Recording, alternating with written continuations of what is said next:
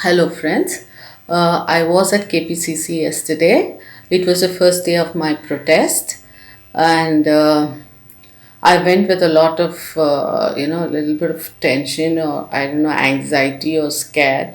I don't know because last time when I had protested, they had taken me to the police station and forced me into their van and took me to police station. I thought something like that would occur again, but with grace of God, nothing like that happened. I was there protesting alone, and they let me protest alone. First thing was Mr. Chakappa, the president of SC/ST Association in Congress, did come and meet me, and he tried to convince me that he will work on it. Just look at this video. Third, one important they are applying the creamy layer.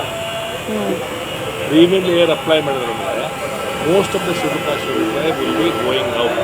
So complete benefit of whatever you are doing reservation. ಇದರಲ್ಲಿ ಏನು ಮಾಡಿದ್ದಾರೆ ಅಂದರೆ income criteria ತರ್ತಾ ಇದ್ದಾರೆ.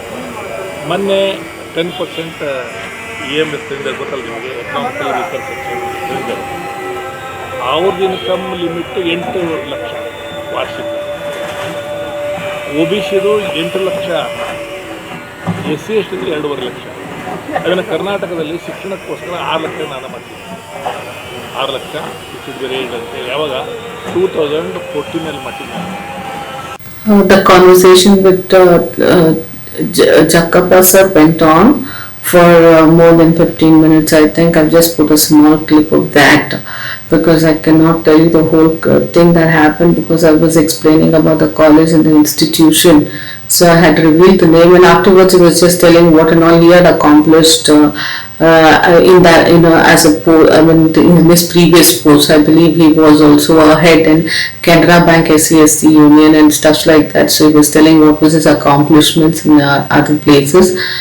And he also told that he will be writing to CTE, that is the Collegiate Teacher Education, and he'll see what it can be done. And he told me to wait till then. I said I don't mind waiting, but I'll be waiting near KPCC only because that is my home now. He said he'll call. I said you can call me. I'll be sitting there always. So that's what happened between me and sir, and he said he'll get back to me. That was it.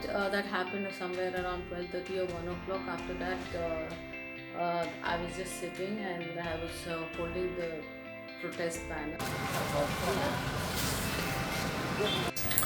Nobody came to me until around 7:30. Then one other president from KPCC along with 2 other ma'ams came down, and they told what they could do because they felt I was sending out a wrong image about Congress. I want to tell them no, I do not have anything against Congress. I'm just telling that you have to raise your voice for us because you're the only big organization who are standing for Dalits. So I'm telling you again, I have nothing against Congress except that you will have to raise the voice for us.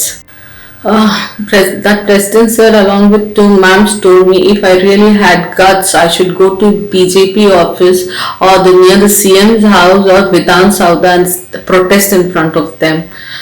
For which I told I really have no guts for that because I cannot sit there and protest. And what phase will I go and protest? I have not been a voter. The only thing they will tell me is ಹೋಗಮ್ಮ ಯಾರು vote ಮಾಡಿದ್ಯಾ ಅವ್ರ ಹತ್ರ ಕೇಳ್ಕೊ, ನಮ್ಮ ಹತ್ರ ಯಾಕೆ ಬರ್ತೀಯಾ? It means to say go ask the people whom you voted, why the hell do you come to us? That's what they're going to tell me, and I know the answer for it. Why should I go sit in front of their offices when I have voted for you? And not only me, my father has voted for you, my family members voted for you, my grandparents and their children, everybody voted for you. So it's a huge amount of votes that you gathered from our family, and I think you are accountable for this, not them. First they persuaded me. They tried to tell that why I should not be doing things, sitting in front of Congress office and stuff like that, how it could hurt their image and things like that. But when I was not convinced, see, if somebody says you should have it should convince you. And whatever they were telling is not was not convincing me. I think I've been through a lot of tricks and stuffs like that. I mean, I'm not telling them they are tricking me or something, but I've been through a lot. So the life has been a big journey of lessons for me, and if I'm really convinced, I know it. I know if I'm really convinced, I will be. But when my heart is not convinced, how do I force it to imprint your words on that? I cannot do that. So I did not agree to them, and they were, I think, a little upset. But it's okay. They didn't hurt me. They didn't tell anything abusive to me. They just left. But one gentleman came back and he said, "Do you want to join the party as a member?" So for which I said, "I might, but would you give me the freedom? Would you give me the freedom? I have only two things: empowering Dalits, and I want to unify them or unite the Dalits. Can you give that?" He said that cannot be done. There is a protocol to follow, wherein we'll have to report to some president and all. No, I'm not interested in such things, because if I had to do that long time ago, I would have come and got a membership with Congress. I'm not interested to go through all that. The only clarity right now I have is I have to work for Dalit. I have to work on their empowerment. I have to unite them. This is my agenda. Apart from that, I don't know which party, what I want to do, but I have to work for Dalits, and I'm not going to be working under somebody where my hands are clutched, my legs are chained. I'm not going to do that. I need complete freedom. Right now, what I am asking from Congress is, please raise your voice, because this is the only big organization in whom we can trust. We want to trust you more. Please pick your voice up. Speak out for us. Again, my brother, the gentleman, came back and he spoke to me, and this brother told me all I could do. He went on asking if he wants to be a member. I said, no, I'm not interested. If you give me complete freedom, only then I can talk. Otherwise, there's no use of talking about all that, because I'm not interested to be a member of somebody. I don't want that ID card and all those stuffs. I'm not interested in that. If I have to be somewhere, then there should be a real change that should happen. Otherwise, what's the use of going and joining just because? I don't want your money. I don't want your position. I don't want anything from you. God has given me everything for God's grace. With God's grace, there's nothing that we lack. He's given everything in abundance. So I don't want anything from you. All I want right now is the kind of stress we are going through. How do I unstress myself? That is only through empowering our people. Our people have to become one. Only then we can fight them. Otherwise, these people are going to isolate us, each one of us, in one place, and they're going to put pressure. They're going to crush us. And I want to come out of this. I want our people to come out of this kind of a problem that we are going through. I want to address this issue. I'm not interested in anything else. Also, my brother said this. He said, all you see, madam, you can join a party. We will give you can do social work. We will give you some chocolates, we will give you some pencils, and we'll give you some masks. Go distribute it. So, I'm so sorry. I don't know why you think like that about our people. First thing is, I can do that on my own. I can give them pencils, chocolates, and all that. I can give. God has given me enough. I can do that job. I don't want that. And why do you think our people always require a chocolate or a pencil or a mask? That time is gone. If you had to give that, and my people would have been loyal to you, it would have been proven by that time what you're doing is right. But you're doing completely wrong. All your thinking is messed up. Please, you'll have to unclutter all those things. It's not going to happen anymore. Just thinking that putting something on somebody's lap, they're going to come to you. They will not come. It's not going to happen. You will have to change the thinking of our people. You will have to empower them first, then you will have to unite them. And I think it's a kind of a cheap thinking when you say, I'm going to put something into your lap. And even when the voting seasons come, I see all these politicians going and giving them 500 rupees or a bottle of whiskey or wine, whatever it is.